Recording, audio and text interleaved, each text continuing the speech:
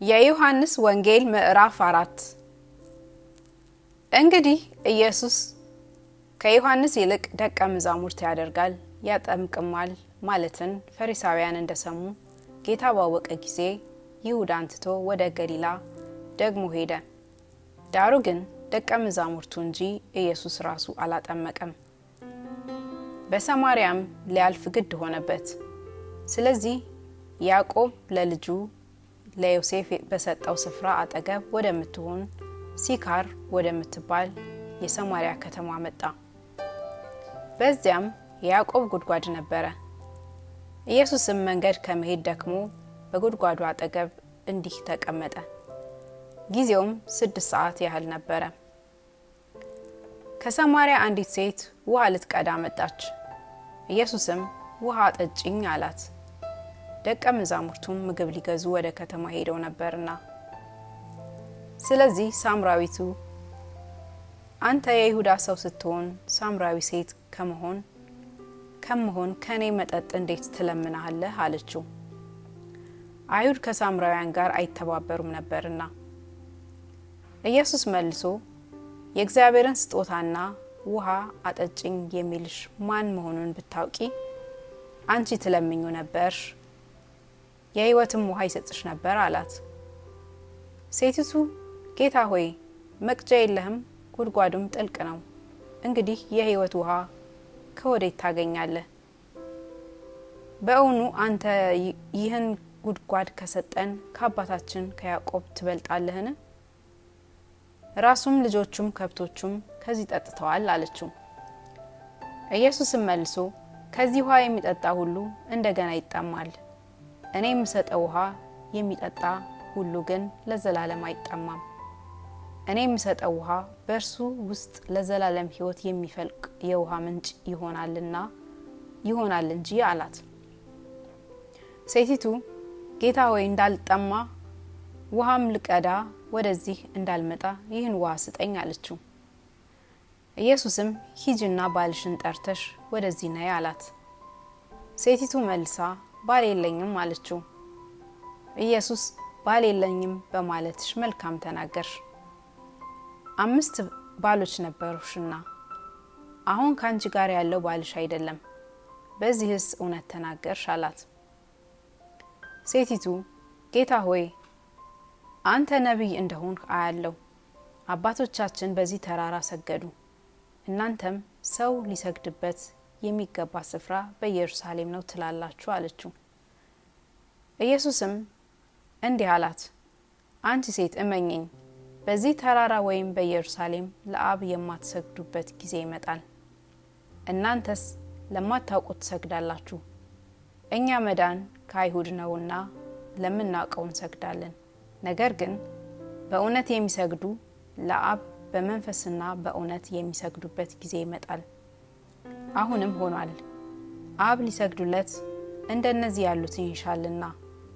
እግዚአብሔር መንፈስ ነው፣ የሚሰግዱለትም በመንፈስና በእውነት ሊሰግዱለት ያስፈልጋቸዋል። ሴቲቱ ክርስቶስ የሚባል መሲህ እንዲመጣ አውቃለሁ፣ እርሱ ሲመጣ ሁሉን ይነግረናል አለችው። ኢየሱስ የምናገርሽ እኔ እርሱ ነኝ አላት። በዚያም ጊዜ ደቀ መዛሙርቱ መጡና ከሴት ጋር በመነጋገሩ ተደነቁ። ነገር ግን ምን ትፈልጊያለሽ ወይም ስለምን ትናገራታለህ ያለ ማንም አልነበረም። ሴቲቱ ምን ስራዋን ትታ ወደ ከተማ ሄደች። ለሰውም ያደረኩትን ሁሉ የነገረኝን ሰው ኑና እዩ፣ እንጃ እሱ ክርስቶስ ይሆንን አለች። ከከተማ ወጥተው ወደ እርሱ ይመጡ ነበር። ይህም ሲሆን ሳለ ደቀ መዛሙርቱ መምህር ሆይ ብላ ብለው ለመኑት። እርሱ ግን እናንተ የማታውቁት የምበላው መብል ለኔ አለኝ አላቸው። ስለዚህ ደቀ መዛሙርቱ የሚበላው አንዳች ሰው አምጥቶለት ይሆንን ተባባሉ። ኢየሱስም እንዲህ አላቸው፣ የኔስ መብል የላከኝን ፈቃድ አደርግ ዘንድ ስራውንም እፈጽም ዘንድ ነው። እናንተ ገና 4 ወር ቀርቷል፣ መከርም ይመጣል ትሉ የለምን? እነሆ እላችኋለሁ፣ ዓይናችሁን አንሱ፣ አዝመራውም አሁን እንደነጣ እርሻውም ተመልከቱ። የሚያጭድ ደመወዝን ይቀበላል፣ የሚዘራና የሚያጭድም አብረው ደስ እንዲላቸው ለዘላለም ሕይወት ፍሬን ይሰበስባል። አንዱ ይዘራል አንዱም ያጭዳል የሚለው ቃል በዚህ እውነት ሆኗልና እኔም እናንተ ያልደከማችሁበትን ታጭዱ ዘንድ ሰደድኳችሁ።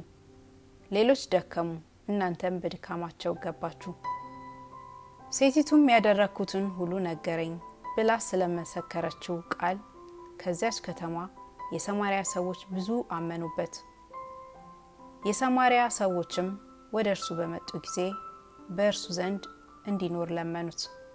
በዚያም 2 ቀን ያህል ኖረ። ስለ ቃሉም ከፊተኞች ይልቅ ብዙ ሰዎች አመኑ። ሴቲቱንም አሁን የምናምን ስለ ቃልሽ አይደለም፣ እኛ ራሳችን ሰምተናዋልና እርሱም በእውነት ክርስቶስ የዓለም መድኃኒት እንደሆነ እናውቃለን ይሏት ነበር። ከ2 ቀኖችም በኋላ ከዚያ ወጥቶ ወደ ገሊላ ሄደ። ነቢይ በገዛ አገሩ እንዳይከበር ኢየሱስ ራሱ መስክሯልና። ወደ ገሊላም በመጣ ጊዜ የገሊላ ሰዎች ራሳቸው ደግሞ ለበዓል መጥተው ነበርና በበዓል በኢየሩሳሌም ያደረገውን ሁሉ ስላዩ ተቀበሉት። ኢየሱስም ውሃውን የወይን ጠጅ እንዳደረገባት ወደ ገሊላ ቃና ዳግመኛ መጣ። በቅፍርናሆምም ልጁ የታመመበት ከንጉሥ ቤት አንድ ሹም ነበረ። እርሱም ኢየሱስ ከይሁዳ ወደ ገሊላ እንደመጣ ሰምቶ ልጁ ሊሞት ስላለው ወደ እርሱ ሄደ። ወርዶም እንዲፈውስለት ለመነው። ስለዚህም ኢየሱስ ምልክትና ድንቅ ነገር ካላያችሁ ከቶ አታምኑም አለው። ሹሙም ጌታ ሆይ ብላቴናዬ ሳይሞት ውረድ አለው። ኢየሱስም ሂድ፣ ልጅህ በሕይወት አለ አለው። ሰውየውም ኢየሱስ የነገረውን ቃል አምኖ ሄደ። እርሱም ሲወርድ ሳለ ባሮቹ ተገናኙትና ብላቴናህ በሕይወት አለ ብለው ነገሩት። እርሱም በጎ የሆነበትን ሰዓት ጠይቃቸው። እነርሱም ትናንት በ7 ሰዓት እንዳዱ ለቀቀው አሉት። አባቱም ኢየሱስ ልጅህ በሕይወት አለ ባለው በዚያ ሰዓት እንደሆነ አወቀ። እርሱም ከቤተሰቦቹ ሁሉ ጋር አመነ። ይህም ደግሞ ኢየሱስ ከይሁዳ ወደ ገሊላ መጥቶ ያደረገው 2ኛ ምልክት ነው።